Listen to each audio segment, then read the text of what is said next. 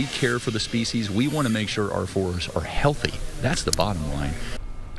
It's a controversial project that has drawn protests and strong opposition in the last year, and tonight RTV6 is getting an exclusive look at the logging in the Yellowwood State Forest. Now, as Governor Eric Holcomb toured the area for the first time since the work has been finished, State House reporter Katie Hines was there to dig into the decision to cut down the trees.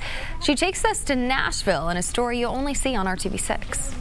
This is part of the area where an estimated 1,700 trees have been harvested or cut down. You can see stumps like this one show where they once stood. In the backcountry of the Yellowwood State Forest, Governor Eric Holcomb is joining a group of about a dozen people to see for the first time the 299-acre area where the trees have been logged.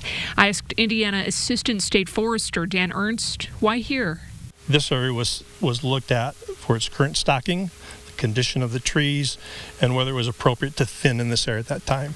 And the determination made that it was really good time to look at thinning in here for the benefit of the forest overall. He says one benefit is freeing up resources like sunlight that's now able to reach the ground. Ernst says these fallen branches are left behind on purpose. They provide habitat. They provide nutrient return to the soil. But the decision to log the trees did not come without opposition. There were protests, yard signs, and a letter from more than 200 scientists asking the governor to step in. Now, having seen it, are you convinced you made the right decision in not stepping in to stop it? Oh, we wouldn't have made the decision if I wasn't convinced at the outset. Again, it was data-driven before we took one tree. And by the way, we've been doing this. It wasn't our first.